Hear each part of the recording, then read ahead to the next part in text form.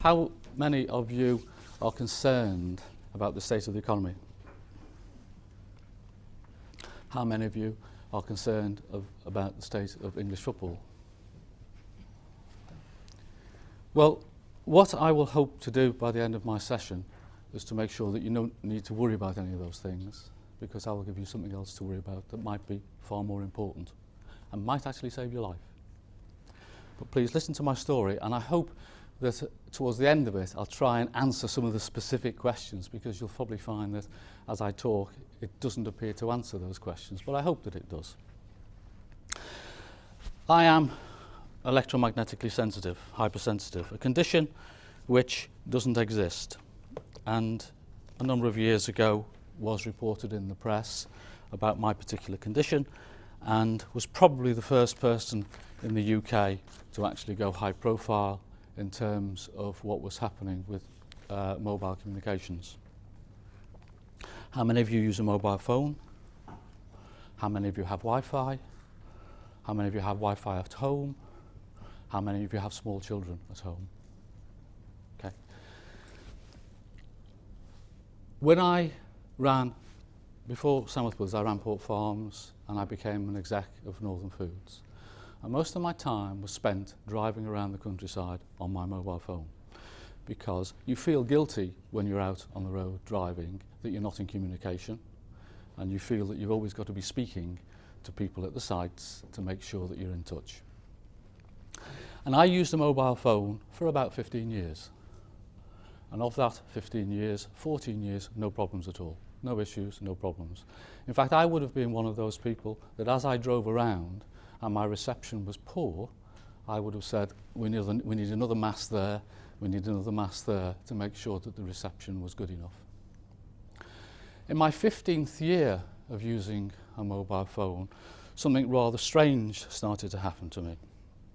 After I'd been on the mobile phone for a long period of time, I started to notice some weird sensations in my ear and in my head. And I suppose, like most people, I was reassured by the government and the mobile phone industry that anything that happened was purely localised, not long term, it was perfectly safe, nothing to worry about. There was not enough energy in the microwaves that you put to your head to cause a thermal effect. And I was reassured by that. And I carried on using my mobile phone. And after a period of time, found that I couldn't. The pain that I was getting was so intense. And when I say when I was using my mobile phone, I mean quite literally while I used my mobile phone. Pain, no pain. Pain, no pain. And when you become hypersensitive to something, believe me, it's not confusing. Whether that be peanuts, whether that be wheat, whether that be dust in the atmosphere, if you become hypersensitive, it's not confusing. And after a period of time of using my mobile phone less and less, sadly I didn't stop using my mobile phone because I was addicted to it, probably like yourselves. What I found was that the pain was starting to come after literally a few minutes, 30 seconds, instantaneously. And in September of 2000, which was the last time I used my mobile phone, the pain was so intense after 1 second that it felt almost as if my eardrum had burst. It was that intense. And I swore that day that I would never use a mobile phone again, and I haven't. But sadly, whatever damage can be done to you had been done.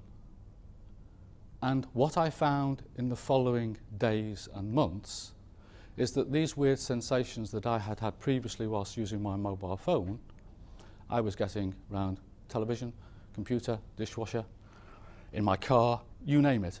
Wherever there was microchips, and my first thoughts were that I'd become sensitive to microchips, I was starting to react. My first reaction was, because mainly it was in my head, was I must have a brain tumour. So I went to my doctor to find out that, no, you didn't have a brain tumour, don't worry about it. But I insisted.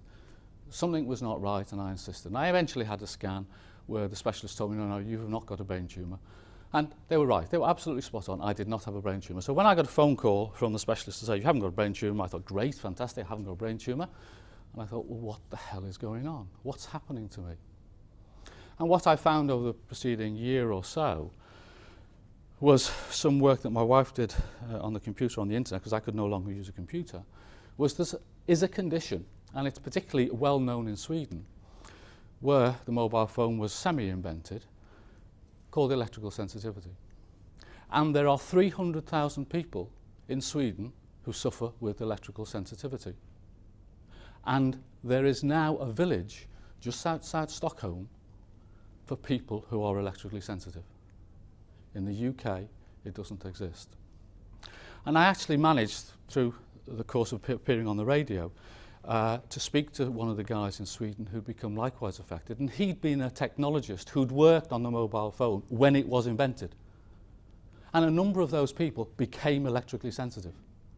And the way that the company dealt with these people was they shielded their home and they shielded their workplace and they ensured that they didn't have to drive a car so they could get to work. And that went on for a number of years. And then the mobile phone industry became a very powerful industry. It got bigger and bigger and bigger. It grew enormously. And the PR people got involved in, obviously, the mobile phone industry. And the mobile phone industry then fired them all. No compensation, they were all fired. From helping them, they were fired. And the reason they were fired was because the mobile phone industry was out there saying this is perfectly safe and there's no problems and you don't need to worry about it, whilst they were helping these people who had become electrically sensitive themselves. And the PR people realised that that probably wasn't a good idea. So they were all fired. The guy now lives in Sweden in a log cabin in the middle of nowhere because he is dramatically electrically sensitive, more so than myself. But what I then started to do was to do the research myself and started to look at all the research that there is around the world that's been done to show whether there is or isn't a problem. And can I ask the group here, it's a small group, might get one or two, how many people notice when they're on their mobile phone that they are affected at all? 1, 2, 3, 4, 5. You are very mildly electrically sensitive. And you should take notice of that so that you don't end up like me. Because it's a nightmare, believe me. Very difficult to go on holiday, very difficult to stay in hotels, very difficult to go to London, very difficult to live near a mast, impossible to watch TV, impossible to use a computer. Now that depends upon how severely affected you become. But you have a choice, those people that are mildly affected. You can prevent it happening to you, which I didn't do because I thought, I believed the government, I believed the industry. I thought that ICNIRP, the International Commission for Non-Ionising Radiation, was there to protect me. And it's only now that I realise that ICNIRP is there to protect the mobile phone industry, because the people on ICNIRP are the mobile phone industry.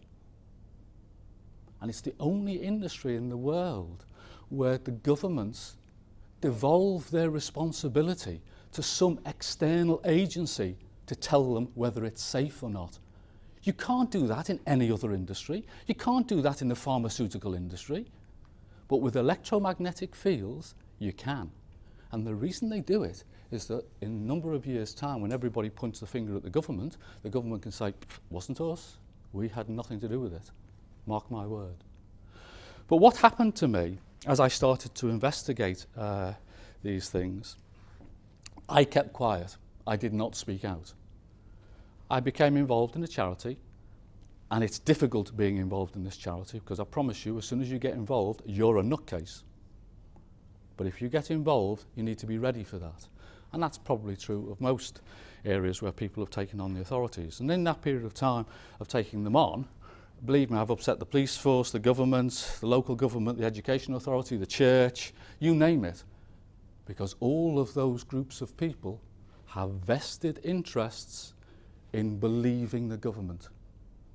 It's called money and it's involved with masts. But I kept quiet because the job that I do, I run probably, I hope, the most successful chilled food business in the UK. Sandwich Brothers. You've never heard of them because we're primarily making own label products, but you might have heard of one of our brands, which is Ginsters.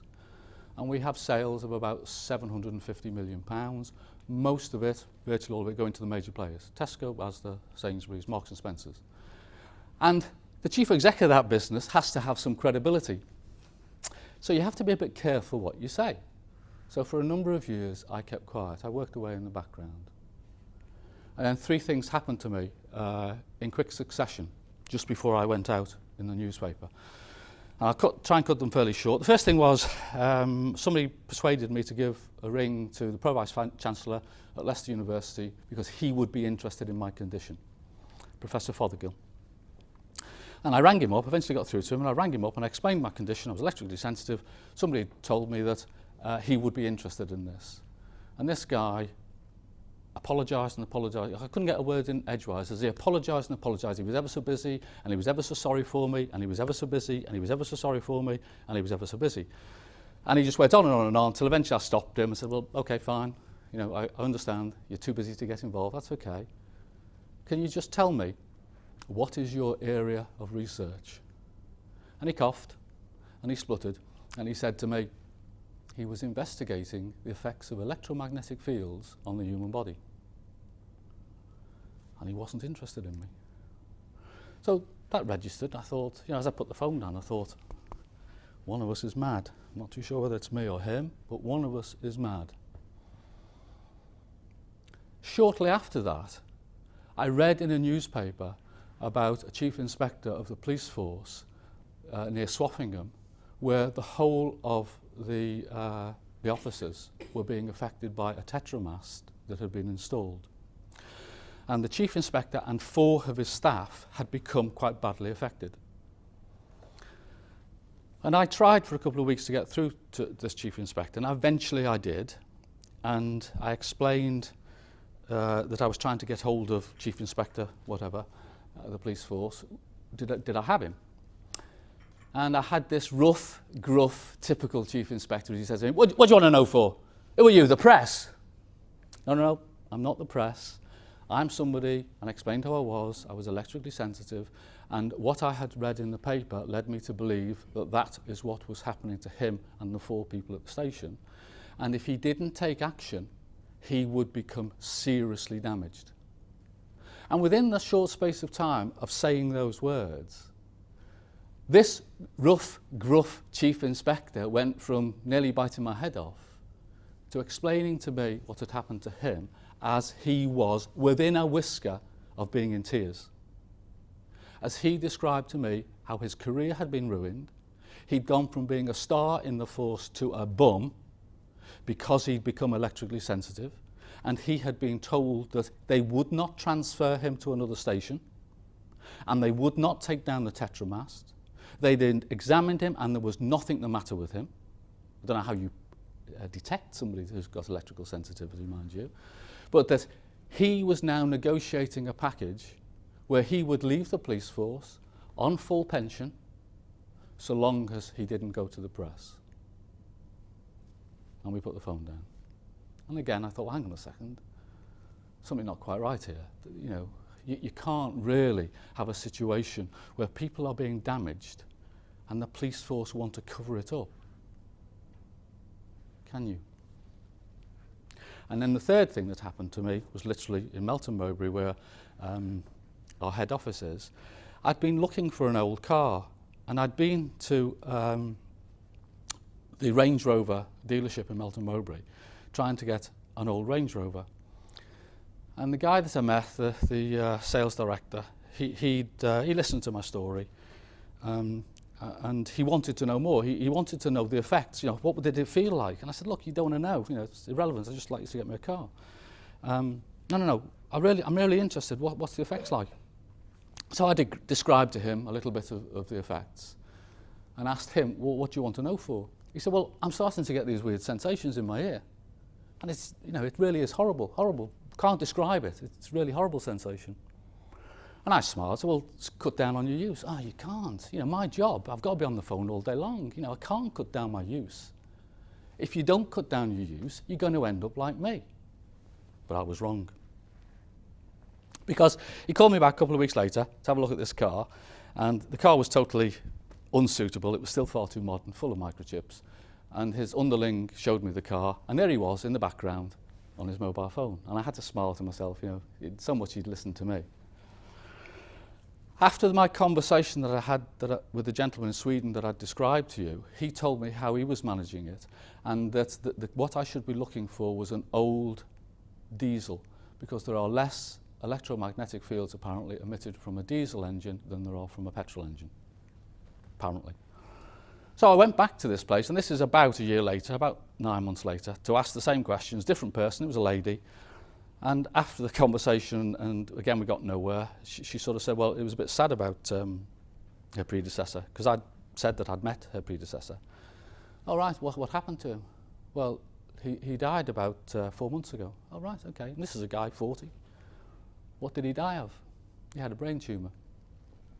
Now, I know that those three things prove nothing. But when you're electrically sensitive and you know that there are biological effects from electromagnetic fields, you know something is wrong and somebody's trying to hide it.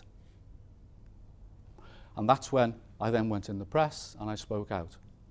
And I attended a number of conferences and found that most of the people involved in this particular field, I met people from Mast Action and so on and so forth.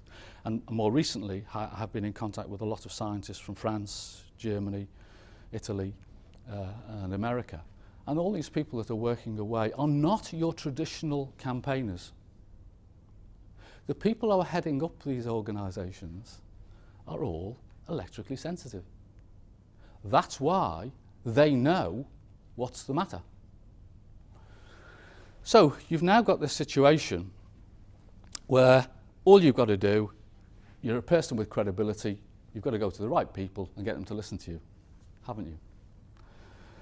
Believe me, when you're faced against an organisation as powerful as the mobile phone industry, who are in league, whether that's the right terminology, I don't know, but hand in glove with the government, because this makes an awful lot of money.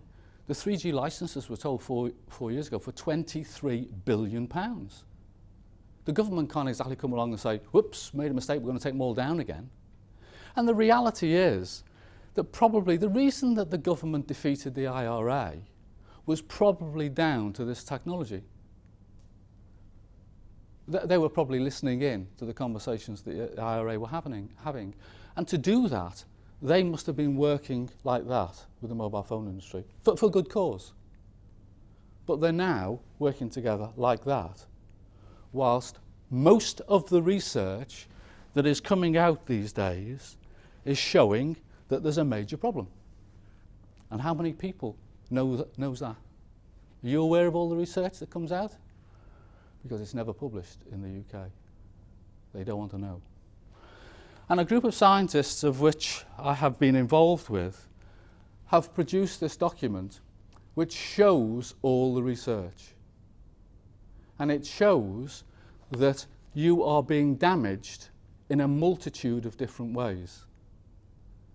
And it will include damage to your heart, it will include damage to your brain, it includes damage to your cells, it includes damage to your DNA, it includes damage to your sperm count.